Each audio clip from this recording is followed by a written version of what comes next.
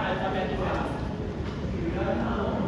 So this is the cover page of your Article 1 for your articles. So ito, Article 1, then yung title, ito yung authors. So since individual tayo, isa lang nakasulat dyan. And then, make sure na may nakalagay na asterisk sa inyong pangalan. So, superscript number 1, yung i-zoom in yan, ito dito. Zoom in natin.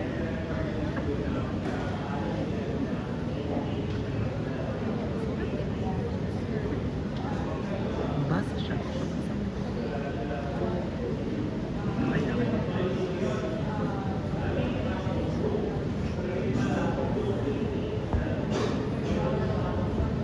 So, may superscript yan siya. Superscript, meaning yung parang exponent niya ba? Letter A. Tapos, yan siya yung kung ano kayo ng college. So, college of engineering and architecture. Mga madaling colleges, blah, blah, blah. And then, may asterisk dapat yan siya. So, ang asterisk meaning kayo ang corresponding author. So, since individual, inyong thesis, so, unit nyo na isulat yung iba. So, yan na, basta ang pangalan nyo, merong superscript, and merong asterisk. Okay?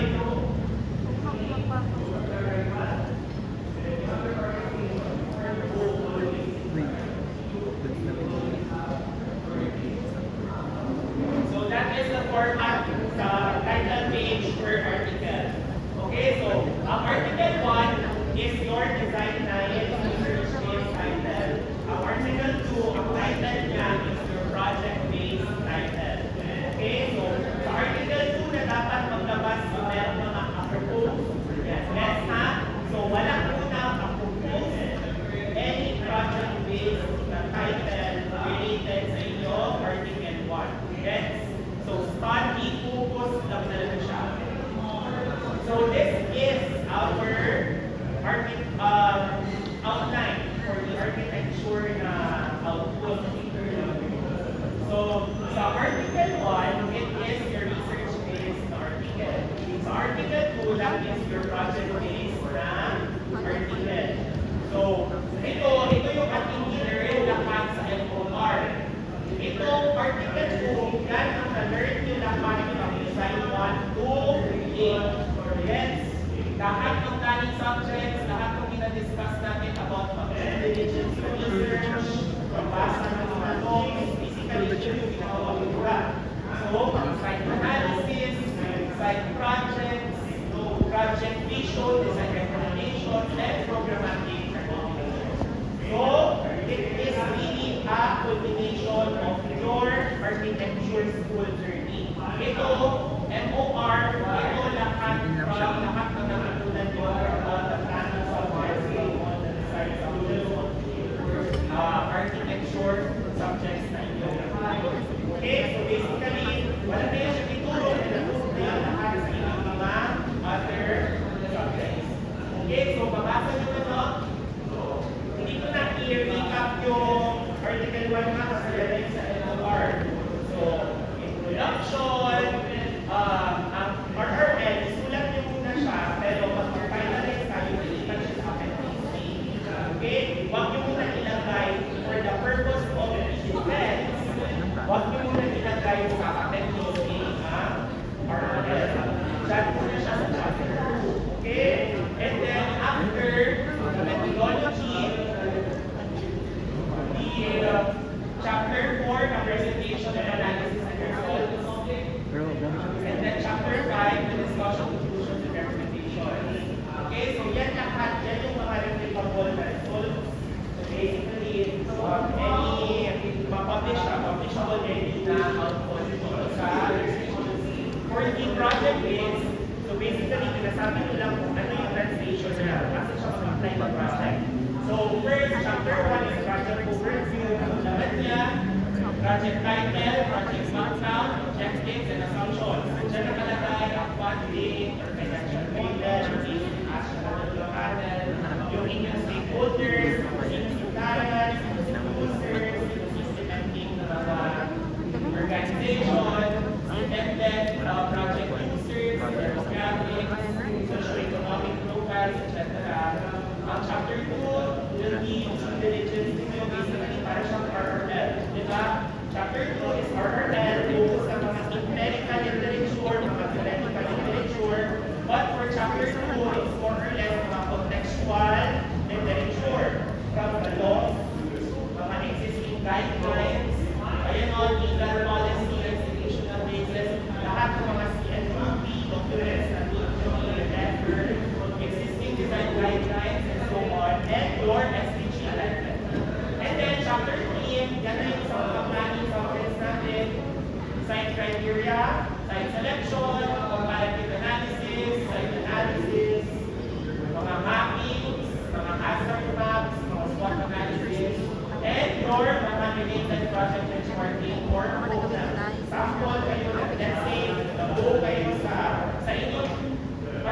1, hindi siya nag-require sa research questions na mag-go sa same typology, pero yung Article 2, para ma-understand mo kung paano kita yung building, next.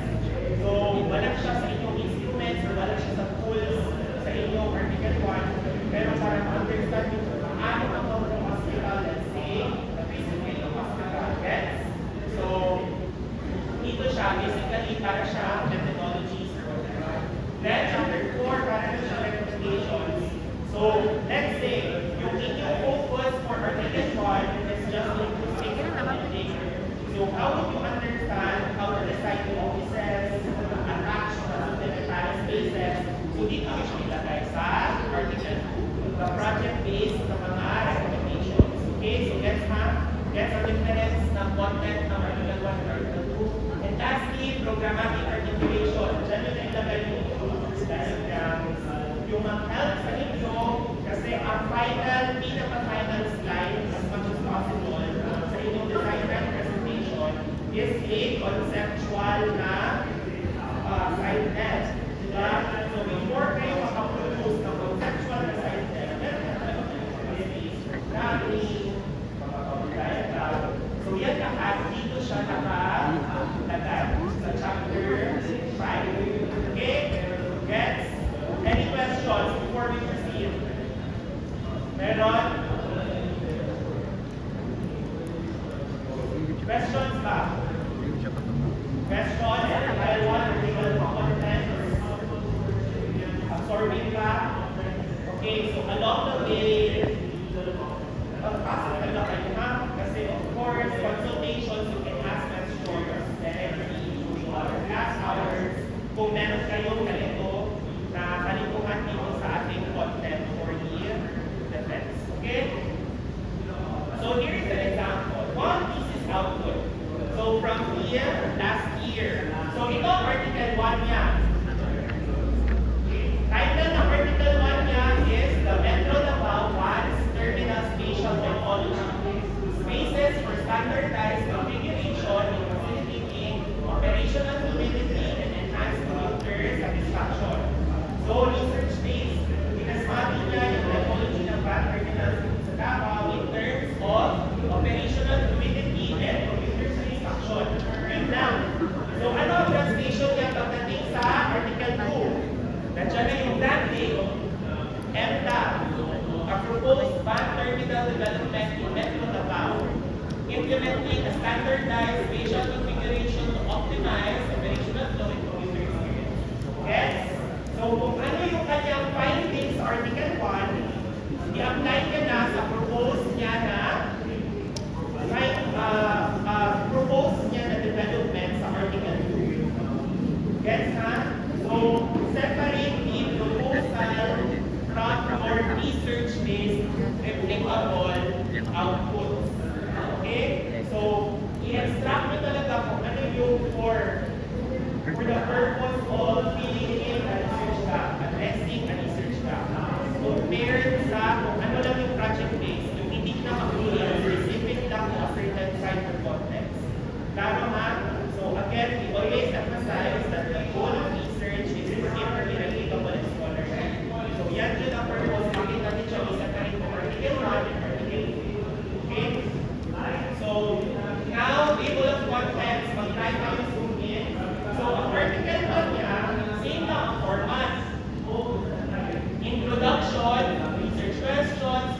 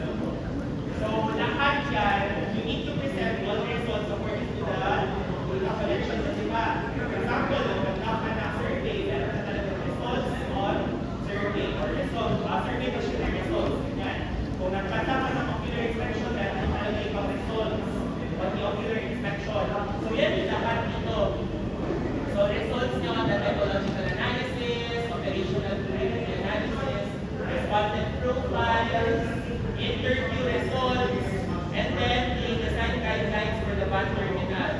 So yan, nasa Article 1 yan. And then dito na yung discussions. Discussion is synthesizing all the results. So ang point niya kasi, dapat i-triangulate mo. You are cross-checking kung ano ang nakuha mo from the interview, cross-checking with the survey results. So that is the purpose of discussion. As much as possible, meron ka parang mga triangulation.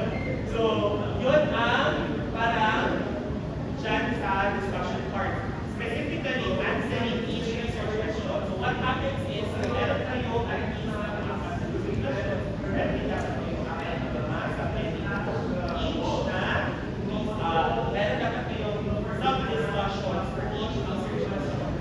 Then, so may discussion siya. Ito number 1, ito related dito siya sa kanyang research question 1. Discussion number 2, 4.2, the effects on spatial layouts.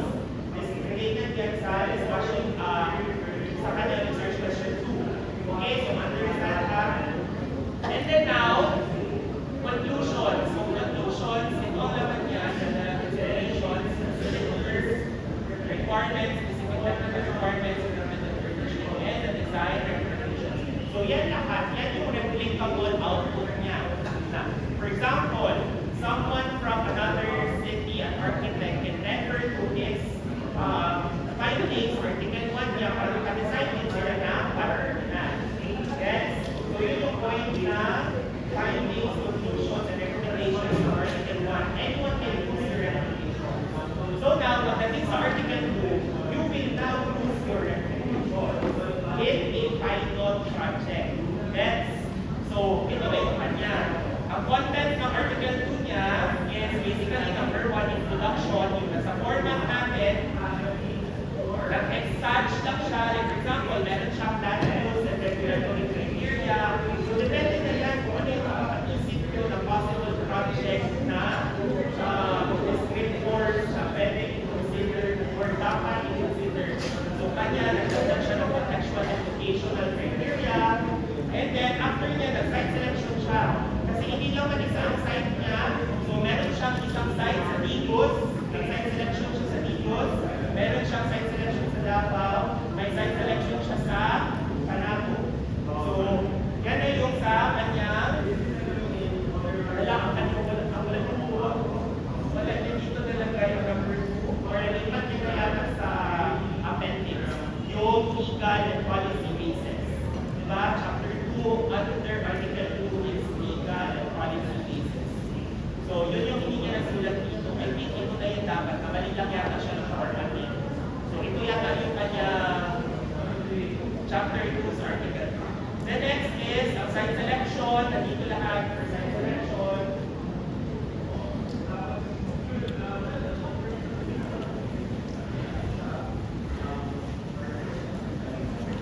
And last, ang kanyang project, like site programming, program articulation, and development. So, ganun lang. So, medyo shorter talaga si article 2. So, labas na is like project based. Okay? Yeah. So, here is another example. This is another thesis. The article 1 is accessibility as an architectural determinant of yield independence, a multidimensional inquiry into the environmental design paradigms of geriatric care facilities in Tagus City. So, study-based talaga. Ano yung kanyang data collection na ikandak sa mga geriatric care facilities. Ang article 2, yan na yung kanyang proposal. So, identify findings and recommendations na nakuha niya from article 1. So, a proposed geriatric care facility, an architectural response. So, again, translation na siya. So, architectural response, advancing, progressive, continuing independence, and multi-dimensional accessibility. So, to get started, ang main framework na nagawa niya from article 1, ito. This is a framework that any designer can use in terms of space planning for accessibility and geriatric care. So, kung i-translate ito siya sa article 2, ito na yun, site-specific. Diba? Again, yung difference. So, again, replicable findings from article 1 based recommendations and project-based discussions on Article 2. Kasi itong nandito sa baba, may specific na to a certain project, to a certain na development. So ito yung replicable, ito yung specific to a certain project. Okay, mag-get the difference na? So I hope ito pa slides ko talaga ang difference of replicable and 2. Okay, so let's try to zoom in kasi pangit ang pagkito ng PowerPoint. So this one, na portion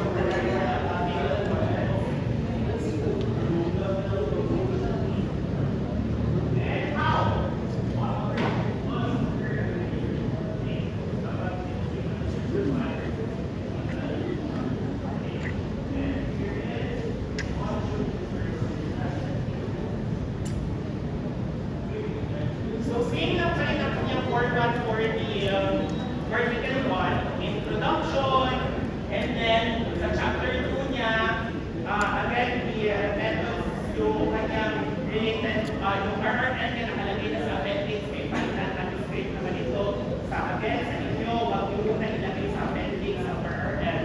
So, ito methodology, ito ang outline ng kanyang methodology, so you can adopt or replicate whatever, kayo bahala,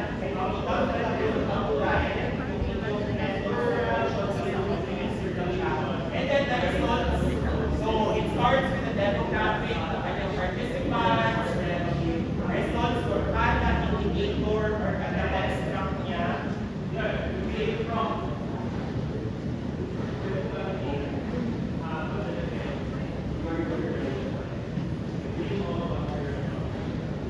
And then discussions. So discussion starts with comparison across facilities, comparison across mobility aid usage, correlational analysis niya, lahat ng correlational analysis, lahat ng mitigation analysis, lahat ng mapping, and lahat ng alignment. So next is solutions, recommendations, and diretso Article 2. So for Article 2,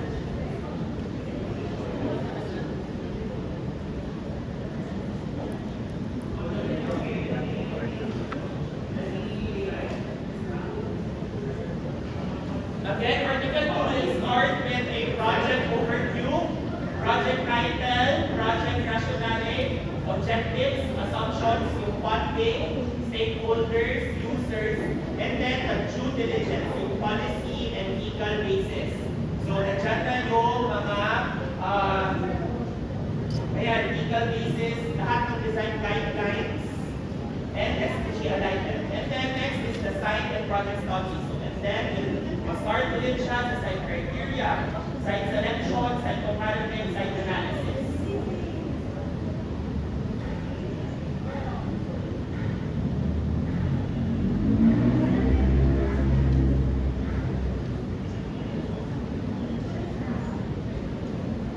So under site analysis, lahat i-discuss niya sa pad, noise analysis, zoning, road networks, hazards, what. And then, chapter 4 ng Article 2, project and design recommendations, project vision, project visibility analysis. So, yan lahat yung parang possible na i-ask sa kanilang mga panels. Like, for example, how visible ang kanyang technical visibility, operational visibility. Lahat dito niya nilagay. So, in case na may i-ask sa kanya, masagot niya in terms of visibility portion. The next, site development recommendations. So dito na yung kanyang mga discussions on the site decisions. Justification niya, bakit gano'n ang site plan, justification kung bakit gano'n ang building floor plan, bakit gano'n ang massing, bakit gano'n ang interior and space planning. So, para pag magkaroon kayo, para sir, sa buko, present yung agad, masagot yung agad. Okay, if it is beyond the scope and limitations of inyong Article 1. So since it is still a project, you need to be able to answer that based on the specifications. So yan lahat, nakalagay na dyan yung kanyang mga discussions on the computer spaces, the rooms,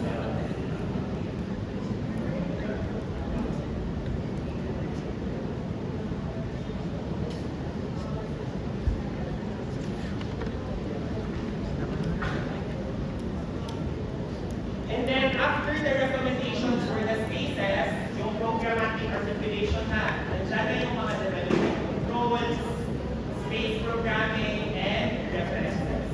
Okay, so like for example, we asked you about TOSL, about the maximum allowable construction area. So the forecast ko na naka-arrange sa inyo, okay, so klaro tayo. Then now, overall conclusion, recommendations for further studies, and again, since sila, tapos na sila, ang manuscript ng RRL, nakalagay na sa Appendix A. Okay, so klaro tayo na. So here is the sample. Ito yung content ng Article 1 niya. So i-encapsulate ko na lang sa lahat ng diagrams na nasalin niya. So nag-start siya of course with the frameworks. So frameworks, mga comparative analysis. So again, as mentioned earlier, for every diagram, there should be a title and a number. Okay? So ito yung kanyang analytical framework, yung comparative analysis, between facilities, mga sample data presentations. So ito lahat, Article 1. Ito yung mga replicable outputs. Ito yung mga results and findings niya from the data collection na based on the research questions. So like for example, maggawa kayo ng typical na toilet. So yan yung kanyang ginawa dito. Based on the findings niya sa kanyang ginawa na pag-observe sa multiple sites and then the recommendations from RRL, meron siyang replicable toilet design for geriatric care facilities that is considered multidimensional accessible, something ganyan. So yun yung kanyang replicable output. So for replicable output, meron din dapat kayong diagrams na mapakita. For example, typical space layout. Diba? Yung mapakita dito. This one, typical na programmatic concept for any geriatric care facilities. Dapat ganun daw ang resulting framework na any designer can use. So that is the goal of Article 1. Replicable outputs. So now, may mga tables din siya dito for the recommendations na replicable for different projects. So for example, someone from a different locality or whatever can replicate the findings based sa kanya nakuha na data. So ito ang Article 1 content. Ganun. Article 2 is project-based na. Yes? So ang laman ng Article 2 dito, i-zoom in ko ito.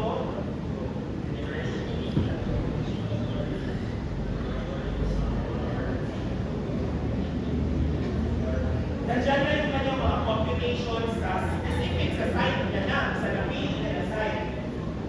So, gets na? So, may difference dito si Article 1 sa Article 2. So, ito lang yung set of discussion, provisions na kailangan niya i-comply under the Fire Code of the Philippines, mga ganun na discussion.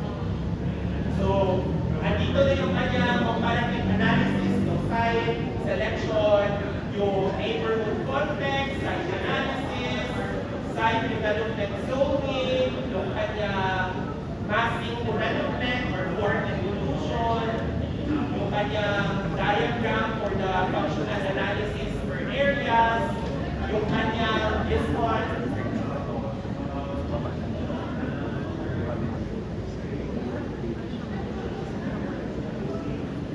like that one, forecast niya na, like for example, i-ask siya ng question, gaano ba dapat kalaki yung area toilets or whatever, meron na siyang sizing. So, di ba? So, all of this should still be presented in the site 9. Okay? So, space programming and lastly, dito, space programming. Ito siya, wait, ito.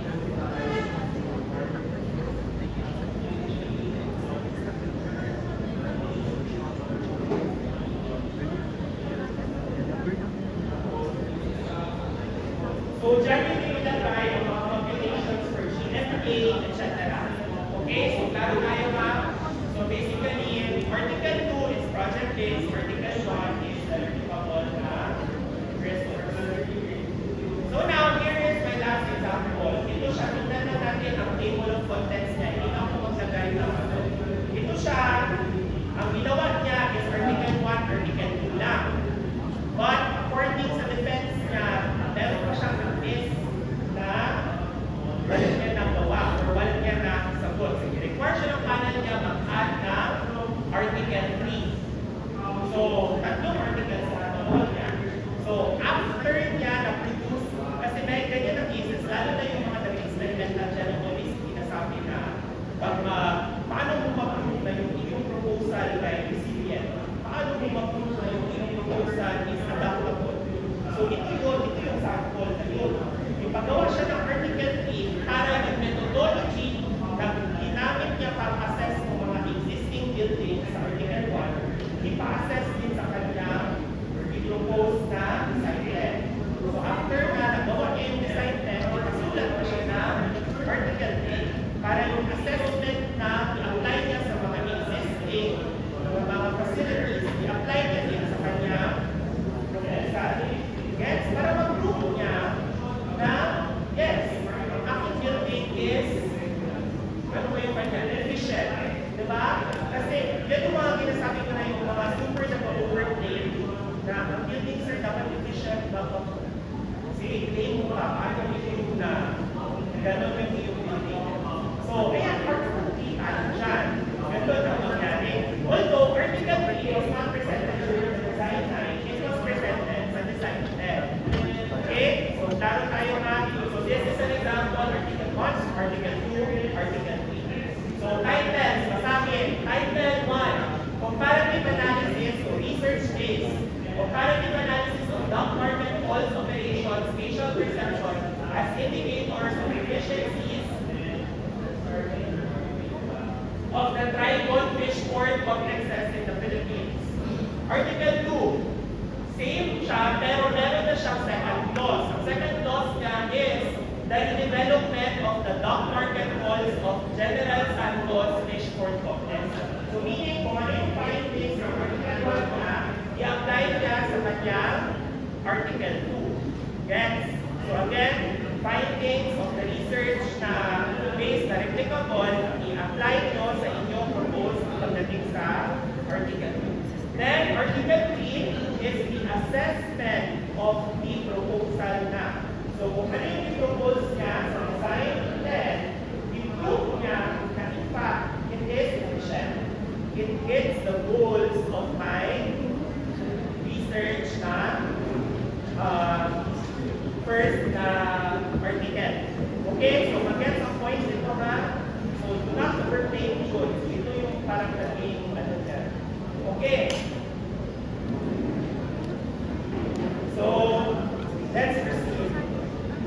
After this, ito na ang ating table of contents. So, same lang. Article 1, ito. Maganda na ang pagkasalit na ako dito. Mabasan nyo na. So, ito yung Article 1 context. Same lang. Start with introduction, and then the methods, kung ano yung kanyang mga research local. So, ito siya. Ito, pinuntahan niya talaga yan. Nag-go siya ng Nabotas, nag-go siya ng Iloilo, nag-go din siya ng Jetsan. So, yung tatlong areas ng kanyang ikat-aktat talaga ng data collection. Then, research instruments, data analysis, ethical considerations, limitations and limitations, and the trustworthiness of the study. So, i-overview lang natin ang results. So, sa kadami ng kanyang claim na ginawa and lahat ng kanyang itutakan, ito lahat ang results niya. So, second page, lahat yan, mental mapping, ocular visits, synthesis, descriptive data, synthesis, space syntax analysis, comparative analysis, thematic analysis, correlational analysis, ANOVA. So, yung madami masyadong methods dyan, ganito rin ang mangyayari sa inyo. So, limit should have be realistic with time. Okay? So, klaro tayo. Ayan, lahat yan sa standards, discussions. So, lahat discussions, synthesis, perceptions. Lahat yan merong interpretations. So, ayan. And conclusion. So again, conclusion is based on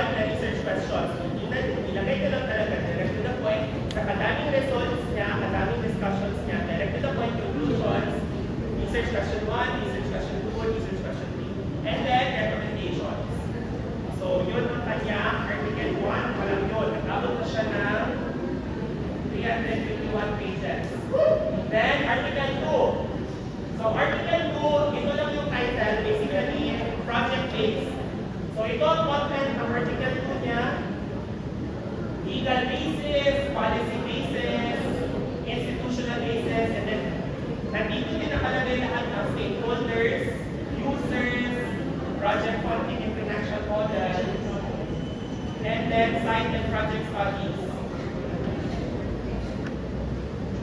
Site analysis, project and design recommendations, programmatic articulations, user behavioral, etc. and so on.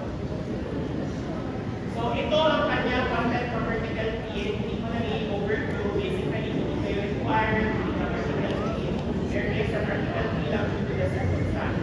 So it depends kung ano din ang requirement ng inyong actual research scope and limitations. And then, Appendix A is the RRL. So ito lahat yung sabi ko. For the appendices, lahat ng inyong mga questions, proof na i-conduct yung data collection, dito nyo siya ilagay. Okay? So, all of the approvals, basically, dito nyo isulat sa appendices. So, notice lang guys, especially those na gawa talaga ng sariling research tool, please make sure na meron kayong mga reliability tests, validity tests, okay, pilot testing, results, and then in the end, natapos siya ng 7 at 6 pages. Pero wala na siya ibubos na. O ano lang natin. Okay, so, yun. Ito yung kanyang sample presentations. Basically, this is the Article 1. Sa kadami yan ang inuha ko. Again, Article 1 is replicable. Yung nandito sa left ninyo, this one, budget by media sa gitna. Lahat ko nandito, mga replicable findings, publishable results, assess research gaps. Dito na side, yan ang mga project based. Diba? So, mag-gets yung difference. Okay? So, parang tayo different article 1, different article 2. So, I think that's it. Any questions, clarifications, reactions, comments? Yes, yes.